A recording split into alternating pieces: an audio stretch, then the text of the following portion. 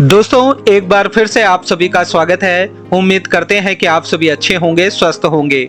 आज की वीडियो में हम बात करने वाले हैं कि हरिद्वार से यमुनोत्री धाम की यात्रा कैसे करें। यमुनोत्री धाम यात्रा के 10 जो प्रमुख सवाल हैं उनके बारे में मैं आपको जानकारी दूंगा। अगर आप हरिद्वार से यमुनोत्री धाम यात्रा के बारे में सोच रहे हैं तो ये वीडियो आप सभी को ध्यान में रखकर बनाई गई है, ताकि जब भी आप लोग हरिद्वार से यमुनोत्री धाम की यात्रा करें बिना परेशानी के अपनी यात्रा आसानी से कर सके। तो आइए आज की वीडियो शुरू करते हैं। दोस्तों इस वीडियो से पहले भी हमने 2 वीडियो बनाई थी, जिसमें हमने हरिद्वार से केदारनाथ धाम यात्रा पर जो 10 प्रमुख सवाल है उनके बारे में जानकारी दी थी, और दूसरी जो वीडियो बनाई थी वो थी हरिद्वार से बद्रीनाथ धाम यात्रा के बारे में जो 10 प्रमुख सवाल हैं उनके बारे में पूरा अच्छे से डिटेल में जानकारी दी थी। अगर आपने वो वीडियो नहीं देखी है तो दोनों वीडियो देख सकते हैं, जिससे कि आप केदारनाथ धाम और बद्रीनाथ धाम की यात्रा आसानी से कर सकेंगे। और कह सकते हैं ये तीसरा पार्ट है जिसमें हम हरिद्वार से यमुनोत्री धाम यात्रा के 10 प्रमुख सवालों के बारे में बात करेंगे।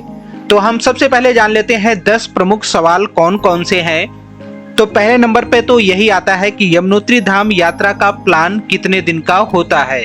दूसरे नंबर पे जो सवाल आता है, हरिद्वार से यमुनोत्री धाम हम कैसे पहुंचे। तीसरा जो प्रमुख सवाल है, यमुनोत्री धाम के आसपास हम कहां पर स्टे करें ताकि हमारी जो यात्रा है वो बहुत ही आसान हो जाए। चौथा सवाल है कि यमुनोत्री धाम की ट्रैकिंग कितने किलोमीटर की होती है और ट्रैकिंग हम कैसे कर सकते हैं। पांचवें नंबर का जो सवाल है वो है कि दर्शन करने का सही समय क्या है, किस समय हम दर्शन करें कि आसानी से हमें दर्शन हो जाएं। छठा जो मुख्य सवाल है वो है यमुनोत्री धाम के आसपास कौन कौन से ऐसे स्थान हैं जहां पर हम दर्शन कर सकते हैं, क्योंकि हरिद्वार से यमुनोत्री धाम तो हम जा रहे हैं तो आसपास जो प्लेस पड़ते हैं क्यों ना वहां पर भी दर्शन कर लिया जाए। तो ये भी एक प्रमुख सवाल है।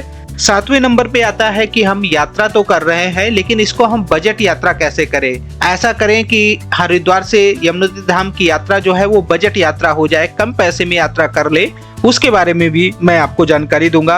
8वें नंबर का सवाल बहुत ही खास है, मौसम कैसा रहता है यमुनोत्री धाम में। 9 नंबर का जो सवाल है वो ये है कि आपके बैग में क्या क्या होना चाहिए, कौन कौन से सामान लेकर हमें यमुनोत्री धाम की यात्रा करनी चाहिए ताकि वहां किसी तरह की कोई परेशानी ना हो।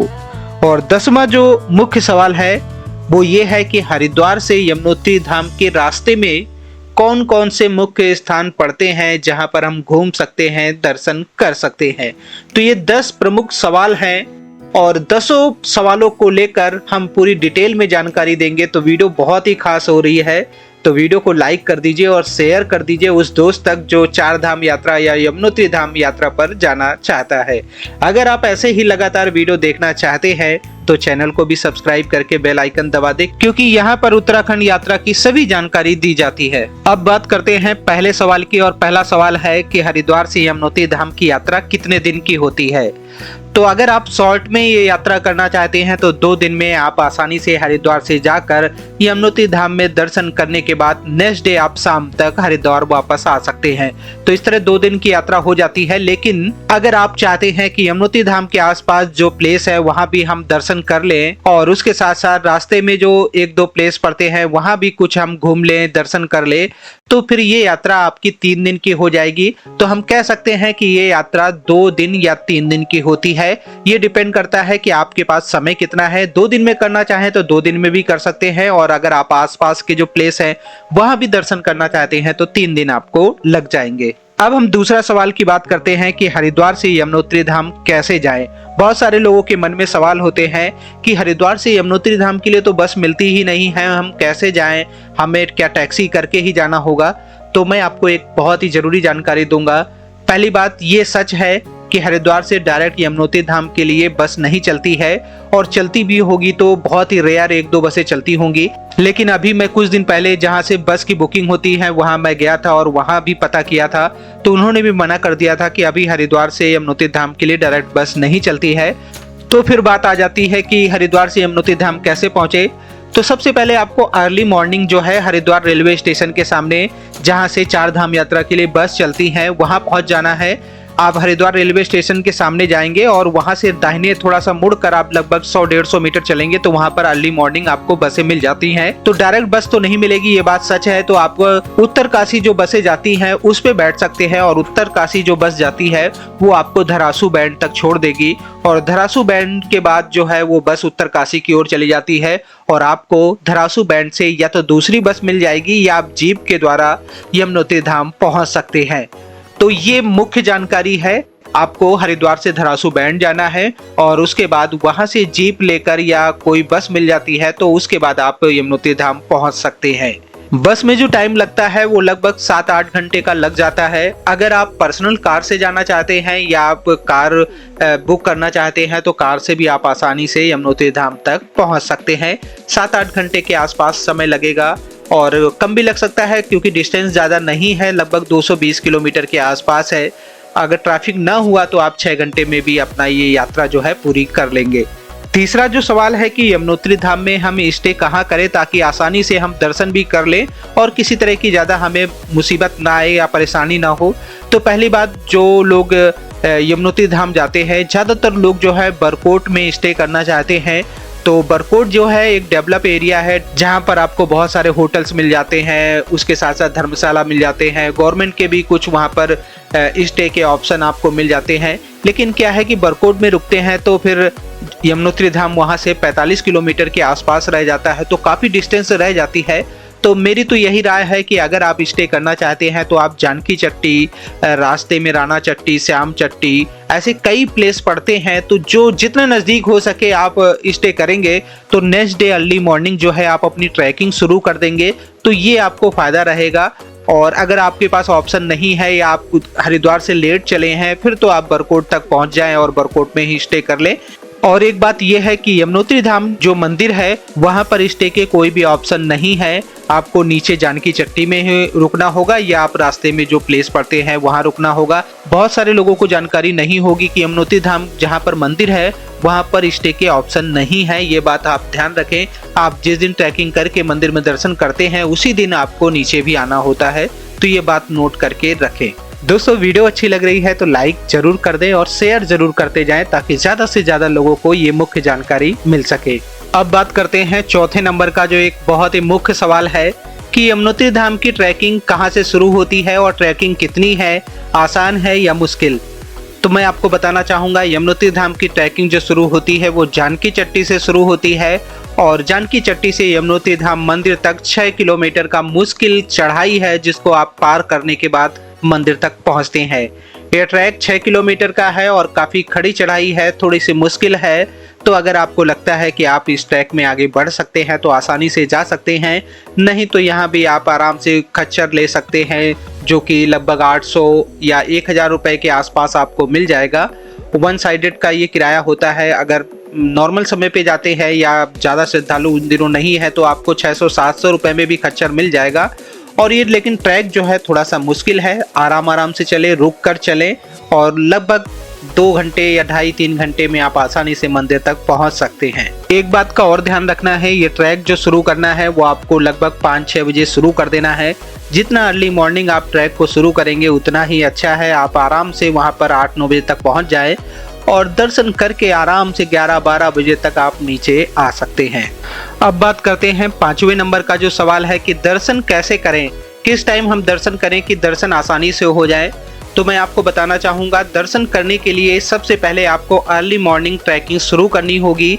अगर आप 5 बजे के आसपास ट्रैक शुरू कर देंगे तो 3 घंटे में 8 बजे के आसपास आप मंदिर पहुंचकर आराम से दर्शन कर पाएंगे, क्योंकि ज़्यादातर जो भीड़ होती है वो लगभग 10 बजे के आसपास होती है, क्योंकि वहां पर पहले से कोई व्यक्ति या श्रद्धालु आपको मिलेगा नहीं। जितने लोग नीचे से ट्रैकिंग करके जाते हैं वही वहां पर दर्शन करते हैं।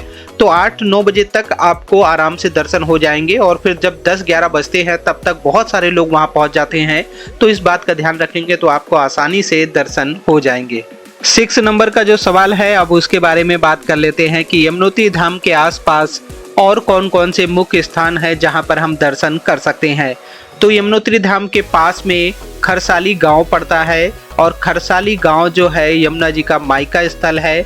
6 महीने के लिए माँ यमुना जी की डोली यहीं पर रहती है। तो आप खरसाली गांव पर यमुना जी का जो शीतकालीन निवास स्थान है वहां पर भी आप जाकर दर्शन कर सकते हैं। वहीं पर एक प्राचीन शनि देव जी का मंदिर है और शनि भगवान जो है वो माँ यमुना जी के भाई हैं, तो आप दोनों मंदिर पास में है, खरसाली गांव में पड़ते हैं, आप वहां भी जाकर दर्शन कर सकते हैं। अब बात करते हैं 7वें नंबर का सवाल, बजट में कैसे हरिद्वार से यमुनोत्री धाम की यात्रा करें। अगर आप बजट यात्रा करना चाहते हैं तो आपको हरिद्वार से बाई बस जाना होगा। हरिद्वार से बस पकड़िए और पहुंच जाइए धरासू बैंड, और धरासू बैंड पहुंचने के बाद वहां से आप अगर बस लेते हैं तो बस से यमुनोत्री धाम पहुंच सकते हैं, या जीप लेकर भी आप यमुनोत्री धाम पहुंच सकते हैं। किराए की बात करें तो हरिद्वार से धरासू बैंड का जो किराया होगा आई थिंक 500 रुपए के आसपास होगा, और वहां से आगे का जो किराया होगा वो लगभग 150 रुपए के आसपास होगा।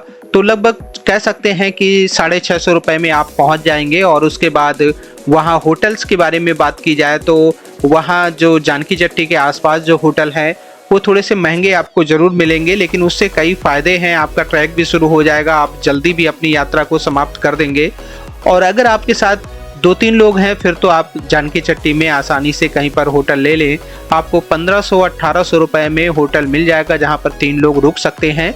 और नेक्स्ट डे आप अर्ली मॉर्निंग अपना ट्रैक शुरू करें, दर्शन करके सेम डे आप नीचे आ जाएं, और फिर उसके बाद उसी प्रोसेस से आप हरिद्वार तक पहुंच सकते हैं। पहले आप जानकी चट्टी से धरासू बैंड तक पहुंचे और धरासू बैंड से बस पकड़कर आप लोग हरिद्वार तक आ सकते हैं। तो इसमें क्या है, 1 नाइट स्टे करना होगा। और जो चार्जेस की बात की जाए तो लगभग मान के चलते हैं 700 रुपए इस तरफ से जाने के, 700 रुपए उस तरफ से आने के, तो 1400 ये हो गए। बाकी अगर वहां पर आप भोजन करते हैं तो 100-120 रुपए में आपको वहां पर थाली मिल जाती है। नाइट स्टे की बात करें तो अगर आप शेयरिंग में 3 लोग रुकते हैं तो 500-600 रुपए पर पर्सन आता है। तो इस तरह कह सकते हैं कि 3000 या 3500 में आपकी हरिद्वार से यमुनोत्री धाम की यात्रा जो है पूरी हो जाएगी। इसे ही कह सकते हैं हम बजट यात्रा। 8वें नंबर का जो सवाल है, बहुत सारे लोगों के मन में सवाल आता होगा कि यमुनोत्री धाम का मौसम कैसा होता है, वहाँ पर ठंड होती है या कैसा रहता है टेम्परेचर। तो मैं आपको बताना चाहूँगा यमुनोत्री धाम में भी काफ़ी ज़्यादा ठंड रहती है। आप अगर दिन के समय भी वहाँ पर रहेंगे तो आपको हल्की हल्की ठंड लगेगी, और धूप में रहेंगे तो अच्छा लगेगा। और सुबह और शाम को रात में बहुत ज़्यादा ठंड होती है, माइनस में भी वहाँ भी टेम्परेचर चला जाता है। तो इस बात का आप ध्यान रखें, आपके ठंड के सारे कपड़े लेकर जाने हैं। आपके साथ बच्चे जा रहे हैं तो उनके लिए भी सारे पूरे जितने भी ठंड के कपड़े हैं, ग्लव्स हो या कैप हो या जैकेट हो या अच्छे शूज हो, तो ये सभी कुछ आपको ले जाना होगा क्योंकि ठंड वहाँ भी काफ़ी ज़्यादा होती है। अब 9 नंबर का जो सवाल है कि क्या क्या लेकर जाना चाहिए ताकि यमुनोत्री धाम यात्रा के दौरान आपको किसी तरह की कोई परेशानी ना हो। तो सबसे मेन जो है, आपकी कोई दवा चल रही है, आप दवा ज़रूर अपने साथ लेकर जाएं क्योंकि सेम दवा आपको रास्ते में मिल पाना बहुत मुश्किल है। दूसरी बात, ठंड के कपड़े होने चाहिए, अच्छे शूज होने चाहिए, आपके ट्रैकिंग वाले कपड़े भी होने चाहिए, एक अच्छा लोवर होना चाहिए या ढीले थोड़े से कपड़े होने चाहिए ताकि आप ट्रैकिंग करें तो किसी तरह की परेशानी ना हो। आपके पास रेनकोट जरूर होना चाहिए क्योंकि अक्सर देखा गया है कि 2-3 बजे के बाद मौसम चेंज होता है और बारिश होने के चांसेस रहते हैं, तो रेनकोट बहुत ज़रूरी है। और उसके साथ साथ कई लोग ऐसे हैं जो ट्रैकिंग करते हैं या चढ़ाई चढ़ रहे होते हैं, पहाड़ों में चढ़ रहे होते हैं, तो सांस फूलने की दिक्कत आती है। तो अगर सांस लेने में ऐसा लग रहा है या पहले भी कभी कोई दिक्कत हुई है तो आप ऑक्सीजन सिलेंडर जरूर लेके जाएं। मार्केट में छोटे छोटे सिलेंडर आते हैं तो वो लेकर जाएं, और एक बार अपने डॉक्टर से सलाह लेकर जरूर जाएं क्योंकि जो ट्रैक है 6 किलोमीटर का है, लेकिन थोड़ा सा मुश्किल ट्रैक है और खड़ी चढ़ाई है। और अगर आप ट्रैकिंग कर भी रहे हैं तो आराम से करें, रुक रुक के करें। जब सांसें थक जाएं या सांस लेने में थोड़ी सी परेशानी होने लगे तो सांसें नॉर्मल करने के लिए आप थोड़ी देर बैठ सकते हैं। रेस्ट करते हुए, पानी पीते हुए आप ट्रैकिंग करें तो अच्छा रहेगा। अब बात करते हैं कि हरिद्वार से यमुनोत्री धाम के रास्ते में कौन कौन से मुख्य स्थान आते हैं जहां पर भी आप घूम सकते हैं। तो अगर आप हरिद्वार से बाया मसूरी के रास्ते से यमुनोत्री धाम जाते हैं तो मसूरी खुद में एक बहुत ही फेमस जगह है, तो वहां भी आप घूम सकते हैं। उसके साथ साथ थोड़ा सा साइड में धनौल्टी पड़ जाती है, तो धनौल्टी भी आप जा सकते हैं। वो थोड़ा सा आपको 20 किलोमीटर दूसरी दिशा की ओर जाना होगा, तो आप धनौल्टी भी जाकर वहाँ भी घूम सकते हैं। बाकी आप खरसाली गाँव घूम सकते हैं जो कि यमुनोत्री धाम के पास में है। तो ये कुछ मुख्य स्थान हैं जो रास्ते में पड़ते हैं, आप यहाँ भी दर्शन कर सकते हैं, घूम सकते हैं। दोस्तों ये थे 10 मुख्य सवाल जो यमुनोत्री धाम यात्रा के समय आपको ध्यान रखना है। इसके अलावा भी आपके मन में सवाल कोई हो सकता है तो आप हमें कमेंट लिख दीजिए और कमेंट कर दीजिए, मैं आपको उसकी जानकारी दे दूंगा। या आप हमारे इंस्टाग्राम में भी मैसेज कर सकते हैं और इंस्टाग्राम आईडी जो है मुकेश हेल्प नाम से है। अगर आपने हरिद्वार से बद्रीनाथ धाम यात्रा, हरिद्वार से केदारनाथ धाम यात्रा की जो 10 प्रमुख सवालों के बारे में हमने बात की है, वो अगर वीडियो आपने नहीं देखी है तो वो वीडियो जरूर देख ले। और बहुत जल्द हरिद्वार से गंगोत्री धाम यात्रा के बारे में 10 प्रमुख सवालों के बारे में हम आपको जानकारी देंगे। तो ऐसे ही लगातार उत्तराखंड घुमाते रहेंगे, दर्शन कराते रहेंगे, यात्रा की जानकारी आप तक पहुंचाते रहेंगे। तो आप चैनल से जुड़े रहें, चैनल को सब्सक्राइब करके बेल आइकन जरूर दबा दें। आप सभी अपना ख्याल रखें। जय हिंद, जय गंगे माता, जय माता दी, हर हर महादेव, जय श्री राम।